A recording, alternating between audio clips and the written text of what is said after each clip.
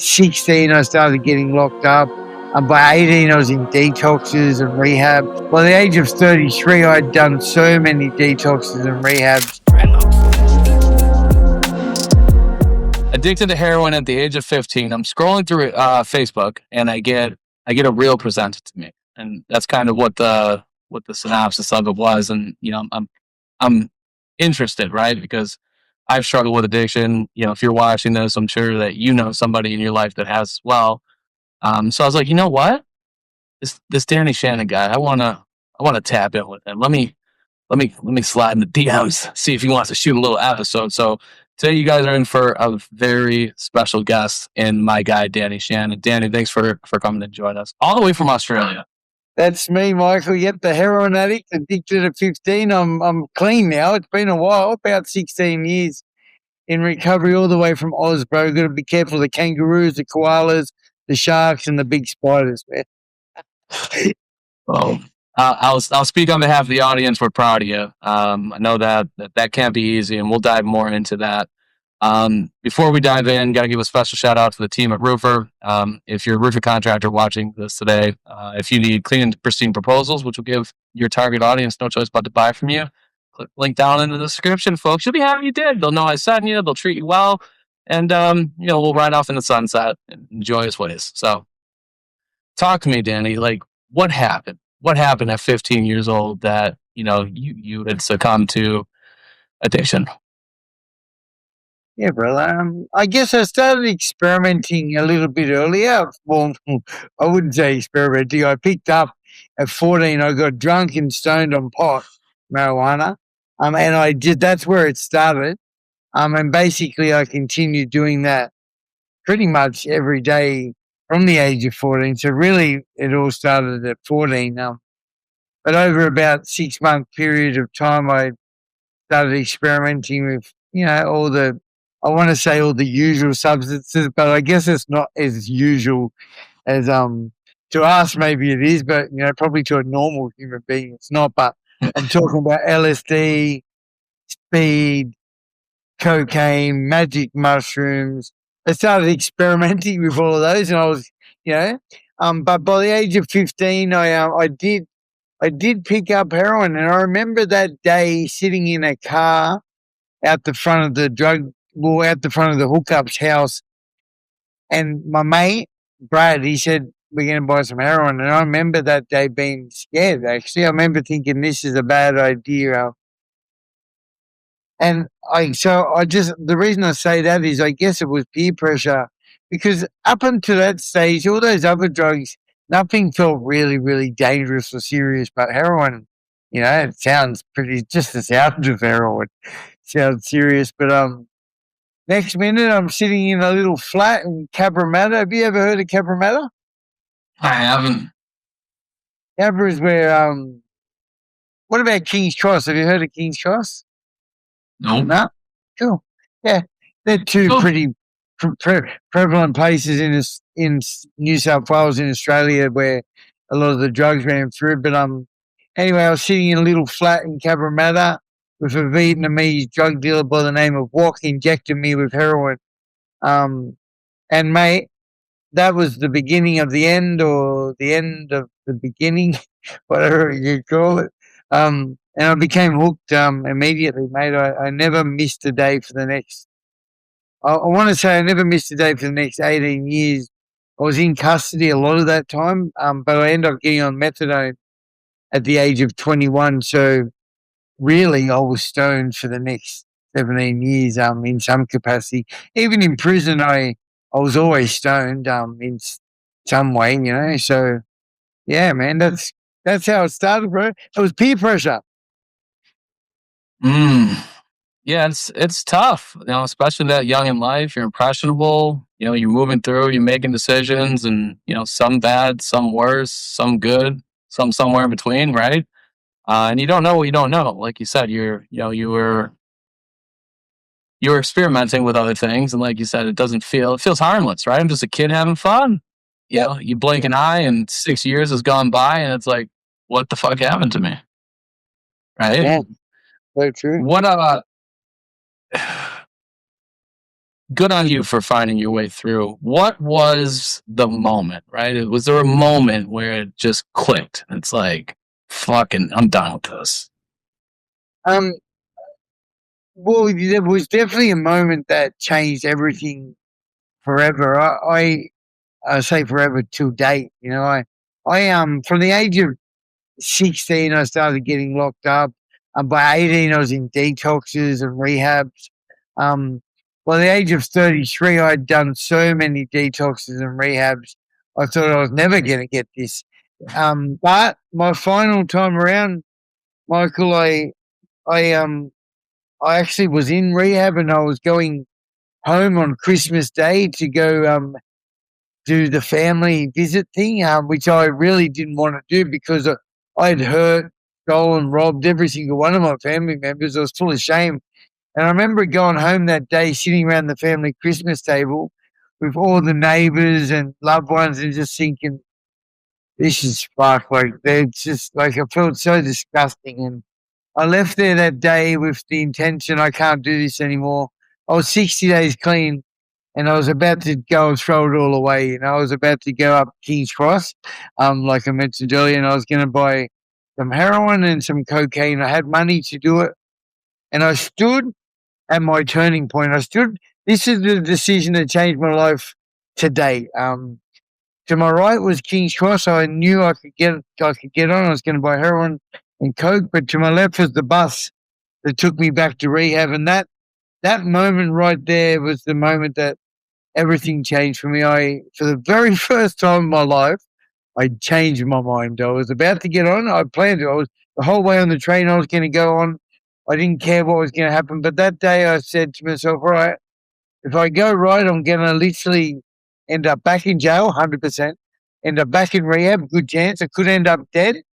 But I didn't know what would happen if I got on that bus across the road and go back to the rehab. And that day, the very first time in my life, I changed my mind. I made a different decision, and I went back to rehab, mate. And I said I'll do it tomorrow.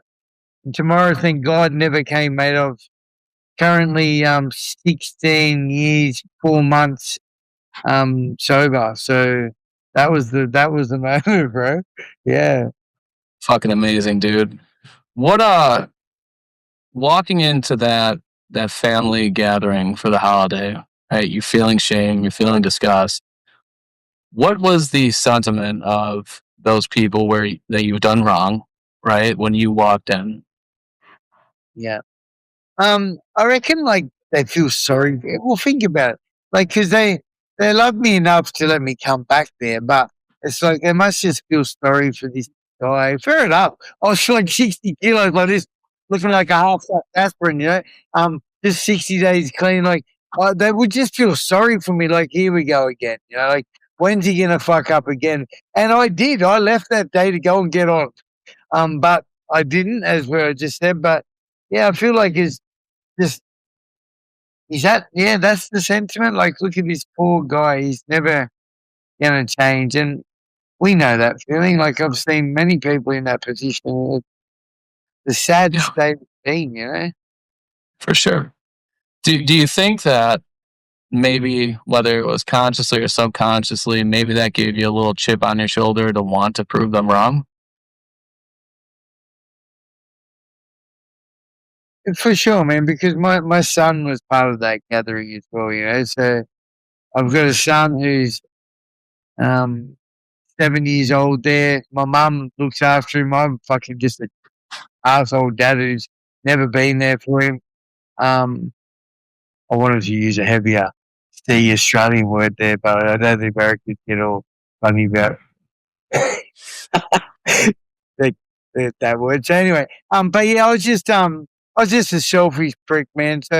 Um, so yeah, look, my son definitely contributed. Um, a little bit of going back to jail definitely contributed, but more than anything, just like this kind of man. I didn't care. Like my lowest of low, rock bottom, homeless, in prison, whatever it was, I always just felt like, Danny, you did this to yourself. Like I didn't really ever blame anybody other than myself. Um, So, but to answer your question, I'm sure my son played a role in that. He would have been part of it. And my mum, of course, my mum and my dad. But still, something changed that day. Yeah, I mean, so you're day 60, you're going to a family event, you've got all these negative emotions associated with like the self image for things that you've done. And then you get to day 61, right? Even though your mind's made up that when you leave here, you're going to score, right? You're gonna go back down this path, and something in your mind and your heart's like, I'm gonna make the fucking left and I'm gonna get on this bus. So now you're at day 61 and day 62. Like walk the audience through like what that feels like, right? Like, I'm a firm believer in momentum, and I think it's equally impactful in positive and negative ways, right? So, like, how did you leverage that momentum to get now to 16 years, 4 months over from day 60? Great question, Michael, because it wasn't just like that day was the miracle, of course, the turning point, but it didn't end there, that's for sure. Like that was just the beginning of all the hard work, like literally the next couple of days, day 61, 62, 63, felt like I'd relapsed. And I specifically remember being in the rehab just full of anxiety, thinking, I fucked it. I'm definitely, when am I going to ruin it now? Like, when am I going to go and do it? If I came so close that day, when am I going to do it? And I remember a staff member, and I'll just say this for context, he had 24 years sobriety, that staff member, right? He called me into the office. He said, Danny, what's going on with you? I can see you're out of place. And he said to me, and I told him, I said, Mark, I said, fuck, I fucked it all up. I was about to hand over the money, on Christmas Day. If I was going to do that then, like how can I can't do this. I'm going to fuck it up. And the reason I mentioned his sobriety is he is now out there. He's in jail, Mark. He's fucking been chopping into the gear for like 7 years, bless him. So, and I just add that for context because even though, I truly believe, like recovery can be taken away pretty quickly as well, Um, Yeah. anyway, so yeah, I had that chat with him, and I reckon about 5 days later, that anxiety started to dissipate, go away. And mate, I've worked hard ever since. I got involved in the 12-step fellowship. I found myself a sponsor. I found mentors. I did fucking counseling. I did group therapy. I started working. Mate, it's like recovery is not easy. It's definitely work, but nothing was handed to me. I struggled for the next 12 months hard. Like I wanted to walk in front of the bus regularly. I couldn't. I just fucking hated everything. But I just kept putting one foot in front of the other. I didn't pick up. That's what I did do. For me, I didn't have a drink or a drug, and I just kept getting involved with people. I was not a big fan of people, so like I didn't just hate everything. I hated everyone as well. So I really started to push myself to connect more with other human beings, and when I did do that, I got very overwhelmed. But then I started to understand, okay, even if you just do it for 10 minutes, Danny, then you can leave. And I started to work out what I liked, what I wanted, what I didn't like, what I didn't want. And over the years, like not over a year, I started to understand that more. If I can just say, something very incredible happened at about 10 months in that journey. I was on my way home one night. I got off the bus. It was 10:30 at night, and I was walking back to my halfway house, and I looked up at the moon, and I just felt this overwhelming sense of gratitude and connection, and I felt okay in that moment, and like I felt really good actually. It was the first time I'd really experienced. I want to say it was a spiritual awakening, but I feel like I'd had one before, but it's not my first, but it was probably the most profound one because as I say it, it just brings me so much good feelings because that day gave me hope that I could keep feeling like that, like it's like I chase that feeling. I still chase that feeling today, that it's serenity. It was serenity. it was peace, it was gratitude, it was hope. It was like, wow, man, life can be okay without drugs. Yeah. No, that's incredible that you got that. And I think it comes at different points for different people in their recovery. And I'm glad that you persevered and stuck it out to feel that, and then give you that hope that like it's okay. Like now we can let's aim for this again tomorrow. Like what are the constructive things we could do to manifest this feeling again? Sure, definitely. Yeah. We make choices that we know are wrong, right? And that I think the scholars call it like cognitive dissonance, right? The negative emotions, the stress, the anxiety, the loathing that you feel as a result of making a choice that you know is wrong. I equate it to like my first cigarette. Like I was sneaking a cigarette and like I'm fucking stressed out, right? I'm like, no, I'm not supposed to do that. Like I'm gonna get my ass whooped if my mom finds out I'm smoking. But I did it anyways, right? And there's obviously different levels and gravity associated with the choices that we make. I would assume that walking into that dinner on Christmas with your family, when you leave there, part of the process as far as recovery would be forgiving yourself, right? Because I know that I'm very hard on myself, and um, that can create some challenges. So, was that an issue for you, and how did you find it in your heart to forgive yourself for the things that you've done? Yeah. Um, just like when I think about forgiving myself, one thing I know is one thing I heard too is, and I watched other people trying to fix everything when they first got clean, right? I watched them trying to fix their relationships, try to, make amends or say sorry and fix things. And for some reason, I was totally against that because I use the excuse that I heard, like you need to sort of change your actions before you start, like anyone's even going to listen to you. But for me, I didn't try and fix anything for quite some time, Michael. Like I remember I didn't even say sorry to my mum for years later. Um, because I just didn't feel, not that I wasn't showing I was sorry, but I just didn't feel like it would carry any weight, I guess. And it was very uncomfortable for me to even bring up the topic. I avoided it like the plague. But as for forgiving myself, man, I think I actually did this quite easily. I've never really, to answer your question, I never really, from the day I got cleaner, I guess I did lots of work on myself, and yeah, I've never really thought about forgiving myself. I guess I do the opposite. I just do lots of good things to sort of make up for it. I do forgive myself, but entirely.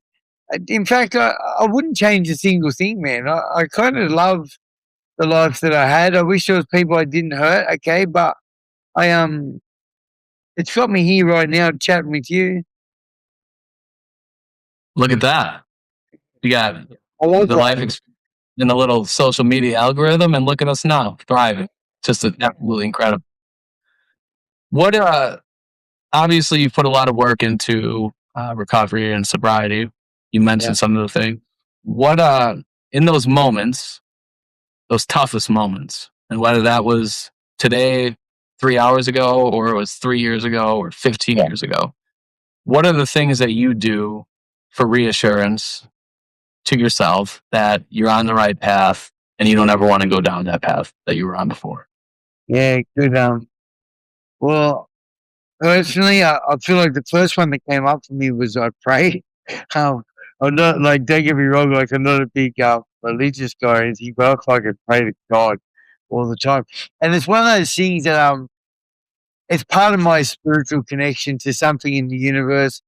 So yeah, that's one thing I do when I'm on rocky ground or whatever, is I do that. Um, for it, man, and so my biggest tool that I've ever come up with, and it's pretty common, but it's my daily check-in. So every day I say to myself, Danny, what did you do good today? And is there something you could do better tomorrow?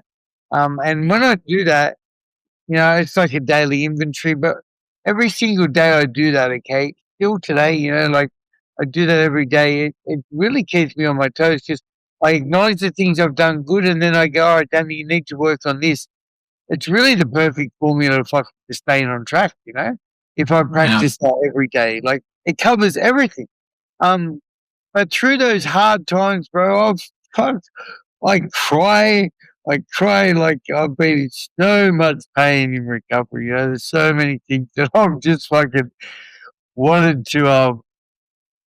Well, I haven't wanted to pick up. Like there was a, there's been times where I've just put the doona over my head and just cried and just held on and prayed and connected, you know, spoke to people. I do everything I was told to do. And when I say that, I don't isolate. I do group therapy, all therapy. I get connected with groups. I don't want to talk too much, but I'm talking. I did a lot of 12-step fellowship. I run groups every Wednesday night these days. I have been doing for 5 years in my own support group. I I found something. I found a mentor. I find mentors. I definitely surround myself with good people. I give back. I do that every single day. You know, I'm always giving back. I think that's one of the big ones. And I found something. You know, I found a God for me. You know, that's the ways I get through those moments. So trust the process. But you gotta put some hard work into. Like you gotta work out. This is first thing.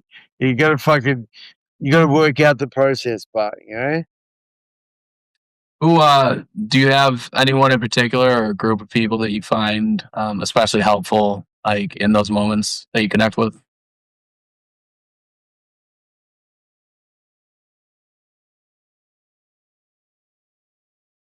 Man, I really am a solid man. I swear to God. Like again, I definitely talk about my prayer. Um, and I know I've mentioned that a couple of times. It's funny I say that because I'm really not a big but I've got a couple of good mates, bro. I've got a couple of good mates who I can ring when I need them, and they will listen, and I'll do the same for them. Yeah, I've got Yeah. a couple of mates. It's not family that I connect with to do that. It's people that I've been on this journey with who have been through the same struggles, and I connect with them. Yeah. Like once upon a time, I'd go to a 12-step fellowship meeting. That would be helpful. Um, I don't do that these days. Yeah. Well, I mean, having yeah, I think common ground is really important in any type of relationship, like regardless of what that common ground is, right? When you know that this group of people they've fought the same battle, they've been in the front lines of war and experienced the shit that I have. I could see how that would be incredibly helpful and how you would take solace in that and feel good about having those conversations because at the end of the day, it's relatable to them, right? Yeah, yeah. It's familiarity. It's yeah understanding one Yeah. another. Yeah. Hmm. What's Encapsulator? When I was Encapsulator is an app that I've developed where you record.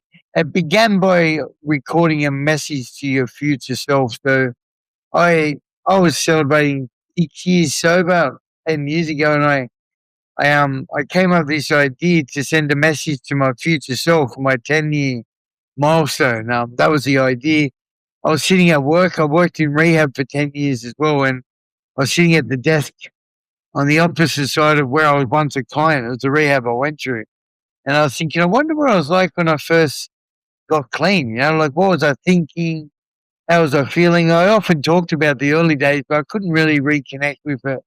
And I thought, imagine if all these guys coming in with me had something to actually capture a raw video of where they're at that stage. And that's how Encapsulator was born. I started recording about 50, 60 clients coming through the program. Um, when I recorded my first video, immediately as I was talking to my future self, it felt very good. It felt very therapeutic. I got quite emotional because I was thinking about my family. I was thinking about my friends. I wonder if I'm still okay. So it felt like a really therapeutic way to do something. And that has evolved today into a platform that allows individuals and coaches like yourself and I to build programs on there. And we can share our teachings with the world, and then our clients can use the video as a way to reflect on what they've just learned. So it's become like a learning management system and a school for coaches to be able to share their message with the world. That's incredible. I love the idea of recording something for my future self. It's like a message in a bottle. Yeah, Yeah. exactly. Where do you remember where you were sitting when the idea hit you? Mate, I was in Manhattan, just down the road from you, eh? I was in. Where'd you say you are? Toronto, was it? Buffalo. Buffalo, sorry. How far is Buffalo from New York? 6-hour drive, 45-minute flight. Well, I was just up the road, mate. I was sitting in an Airbnb in Manhattan just for aesthetics process. I was overlooking the Hudson River, and I was sitting there with this chick called Tara, and I was telling her about this project that I've been doing back home in the rehab where I was recording videos, and she said to me, or maybe I said, we should turn it into an app. And sure enough, exactly what I did, mate. I came back to Australia. By that time, I'd built myself a pretty good credit rating. I took a loan out, and I did everything backwards. Apparently, when you start a big business like that, you should do a little bit of market research. You should find out all the obstacles. You could see if there any other platforms like that, but not fuck that. I just said, give me an app developer. Yeah. And and that's what I did, mate. And I developed it. It took like 12 months to build because it's quite an intricate platform. It's not just a website, it's literally video is one of the highest forms of, we need to create a lot of security around people's privacy.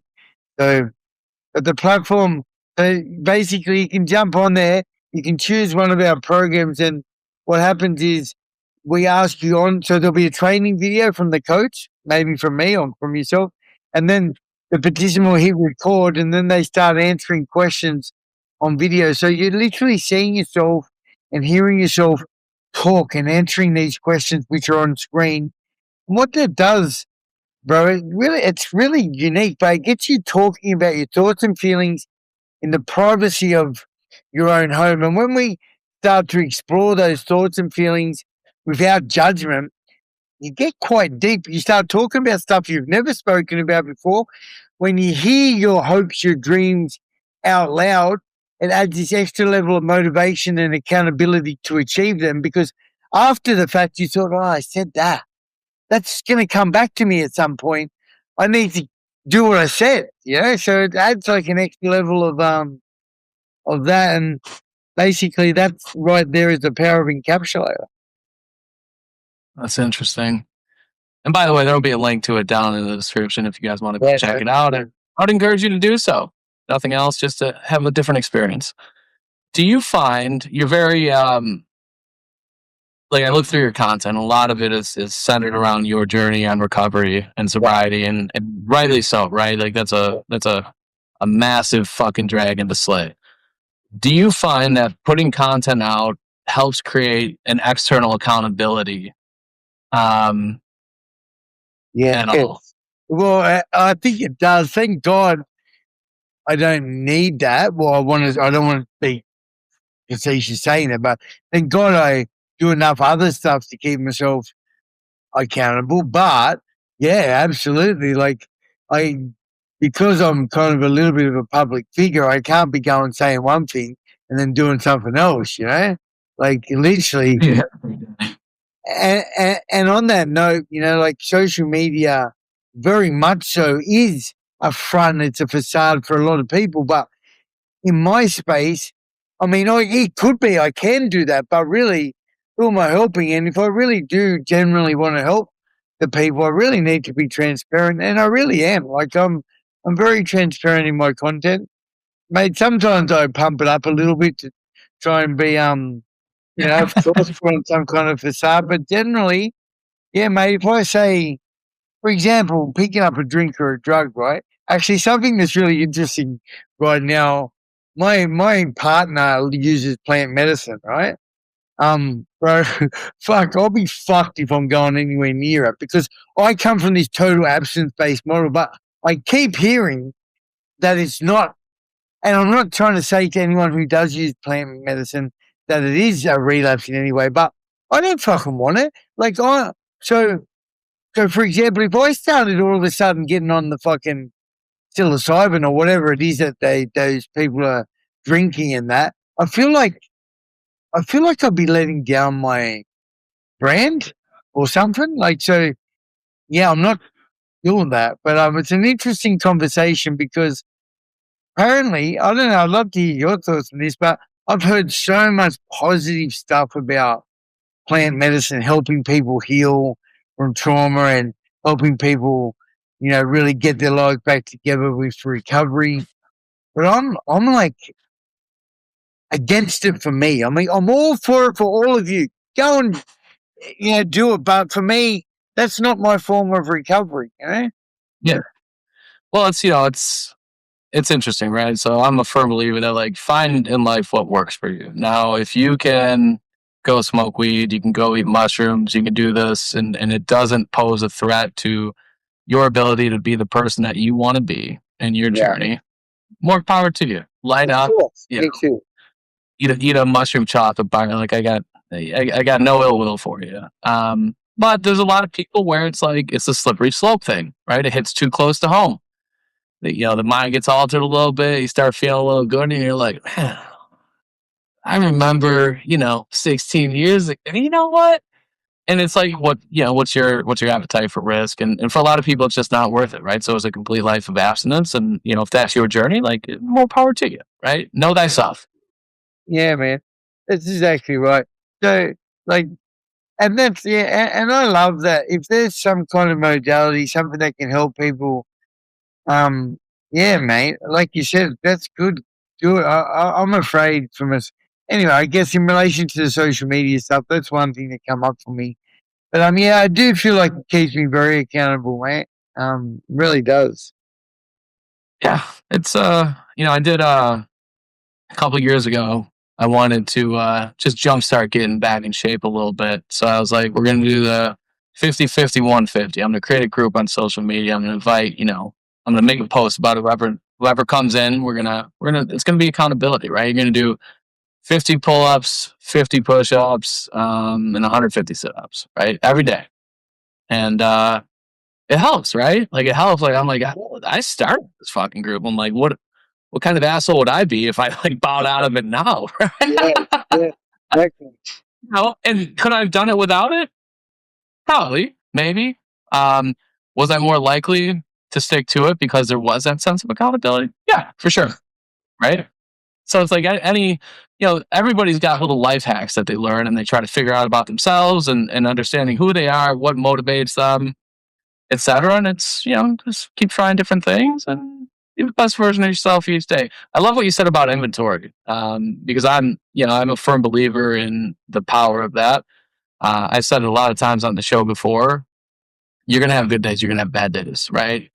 I think the most challenging part from, conversations that I've had with people and observation and even with myself is making sure that you're being honest with yourself, right? Like, did I do my best today? Was there opportunity for improvement?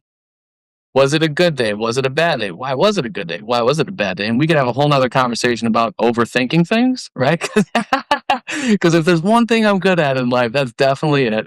But I will say the solace that I can take in looking at myself in the mirror, so to speak, and being like, you're doing your best, even on the worst day where you came up short and you could have been better, but you weren't. It's like, that's, working on me forgiving myself and learning that, like, that's okay. Like, it's fine.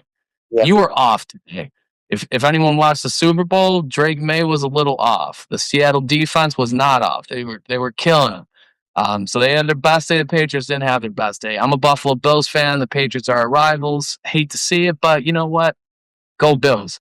So yeah, that's the inventory thing. Circling back to that is an incredibly effective way for that accountability and to understand where you're at and where you can improve, right?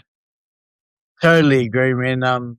Yeah, I honestly think it was probably one of the most powerful things, most powerful tools that I've done throughout, really rigorously every single day throughout my recoveries. It's a great way just to sort of check in with yourself and keep yourself on track. So, for anybody who's watching this who's currently in this battle, what's one piece of advice you give them? Um, yes, yeah. If you're in the battle too, like regardless whether you're still using and abusing drugs and alcohol, whether you're in recovery and struggling to find serenity and happiness, I would just say to never give up. First of all, and also, the more effort we put in, the more we're gonna get out.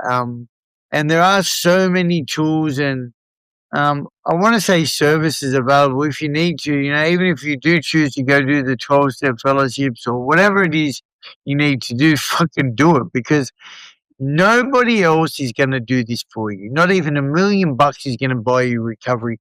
You are responsible for your own recovery. I understand that some of us have been through absolute hell, but nobody's going to be around to do it for you. So just sometimes if we can just acknowledge that, maybe I was the problem, but I'm definitely the solution as well. Get out there and do it because it's worth it. It's absolutely worth it. Yeah, love that. You got any questions for me? Um, so do you do what kind of recovery do you do? Like, I work a lot. yeah, yeah. I work a lot. And so I told a therapist the one time, he's like, "Well, you got this compulsive behavior, right? Like you put everything into work. You put everything. You have your son now. You do this." And he's like, "But you're not fixing the root cause." Danny, have you ever golfed before? Not much. Golf. No, I really need to get out there actually. Okay. Well, in golf, right? You go and you hit your driver. You hit the ball off the tee. And if you suck at golf like me, you'll have a slice, right? And that's what happens is like it starts going straight and then it hooks way right. Not ideal because usually your second shot's from behind a tree. It's not great. Yeah, To give you the best chance for success on your second shot. yeah. So there's a couple ways you could fix that, right? You can understand mechanically why that's happening. Well, I'm swinging the club this way, I'm dropping my shoulder, which is causing me to come across the ball this way, creating the rotation that's making it go right. That's what most people would do. It's like get a trainer or a golf pro and have them teach you how to fix the mechanics. Me in life, I play my slice. So what I do, metaphorically speaking, is I just aim left 30 yards and hit it towards the trees. So when it boomerangs around, it falls on the fairway. So I didn't fix the mechanics of what makes me broken in life. I play my slice. And he thought that was really funny. And I'm like, I'm glad you find humor in this. I'm like, but this is all I know. Okay. So, Yeah. yeah, family time, doing a ton of work and staying active is what, and I love the sauna. I'm a big sauna guy, 15 minutes before a workout, 15 minutes after, and then a cold shower right after. Whoo! It's like your computer, your phone's not working. You do a hard reset. That's what like the sauna, cold shower does for me. It's like a hard reset of the mind, body, and the soul. So what about on the happiness scale, right? So 0 equals you're miserable, unhappy life, it's fucked, and 10 equals you're chuffed and full of gratitude. Like right now, where would you? No, sorry, not right now. In general, in your life, what number would you be? I think happiness is fluid. I think it's using that beholder, depending on what lens you look through. It's not a static state of being, right? There's at any given point in my life, I could look at 1,700 things and be like, I'm fucking miserable. I could look at 1,400 things and be like, I'm so blessed and fortunate. So I think it's just keeping the perspective of what you have to be grateful for. I do this really fucked up thing where when I feel like start to feel sorry for yourself a little bit. It's like, oh dude, you do such crazy shit. You got to bet. It's like I think of all the things that I'm stressed out about, and then I imagine getting a call that my daughter's being mercy flighted to the hospital and she's fighting for her life. In that moment, how much of the stuff that you care about would even cross your mind, Mike? And the answer is none of it, right? It's like all this shit is secondary by miles to like having my kids healthy, having my family, and them moving through life in a way where I'm super proud of them. So it's, take a deep breath. It's okay. Like, don't feel sorry for yourself. You're very blessed and fortunate. And that's how I kind of rein it in when I start to feel like I'm tailspinning a little bit. Not saying it's the best way, but it works for me, right? Yeah, that's right. At the end of the day, that's what we do. Like I've worked out what I like, what I want, what I need, and also what I don't like, what I don't want, what I don't need. And I think I don't ever want to be closed that that's the only way for me. Like I definitely want to remain open minded, but I feel pretty content that my way's working for me. Yeah. So we got to do, find out what works for us and keep doing more of that. Where would you put your level of happiness on 0 to 10? Yeah, look, so I ask this question every Wednesday night. When I run group, I run an online group called the Hour of Power. I teach about 30 different topics over the 12-month period, and we always begin with this question. And just so you know, like there's about 20 people that join us, and a lot of them have been with me for quite some time, and sometimes they come there with a stressful week or whatever, and we check in with that number. And then if I get time, we try and check out with that number and that scale. And what I find is that when those people come together and we do a meditation, maybe a short breath work session or a short meditation, we focus on one topic. Last week was, let's say, it was combating isolation. And we get to explore that stuff. Normally, by the end of the hour, people have, I guess, realized a little bit more about themselves. They've connected with people and they can feel better. So, anyway, on that scale, for some reason, I'm normally a 9 on a Wednesday night. And I generally sit on a 9 because of the same thing you said too. It depends on how you look at it. But overall, I feel like, fuck, I've got not much really to complain about. So 9 feels like a pretty comfortable number for me, If I get down to a 5, Michael, I love it as well, strangely enough, because it gives me an opportunity to really practice my program and get myself back up to a 9 again. You can't be a 9 all the time, Yeah. No, what do you do when you did it to 5? That's what separates the winning from the not so winning. I'm glad you found some stuff that works for you, Danny. This is incredibly inspirational. I'm glad that Zuckerberg found a way to feed you into my algorithm so that I could be fortunate enough to have this conversation and share your story with our audience. Thank you so much for the opportunity. Just on that note, like America, I don't know if you know this, but it gets a bit of a bad rap occasionally over here in Australia and elsewhere. But I am the biggest fan. Like, there's a banner in my garage. It's got Manhattan painted all over it, the reason I'm saying this is you said Zuckerberg, but I feel like it's the American dream too. What I'm chasing, part of my business, Encapsulator, my dreams.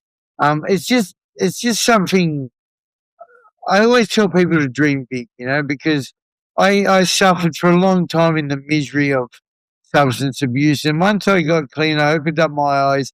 That night I seen the moon, and I opened my eyes to a whole other world. I feel like, we all deserve happiness, and whatever that looks like for you. For me, it looks like me having an office in Manhattan with the big encapsulator on the wall, shaking hands with people and closing deals, because my app has become amongst the top 5 mental health and wellness apps, helping millions of people around the world. That's my dream. And I do believe that sits very closely about 6 hours down the road from you in New York, mate. That's where my office is. So just wanted to share that little vision with you. I love that. Let's bring it to fruition. It starts here today, folks. Make sure you click the link in the description to go check out Encapsulator, my guy, Danny Shannon, folks. Thank you again for stopping in and sharing your experience and your story with the audience. Thank you to you at home watching this today or in your truck or wherever you are. Wouldn't do this without you, so y'all the real MVPs. And once again, shout out to the team at Roofer for helping making this happen. Whoa, be gone. 5, 4, 3, 2, 1, 0.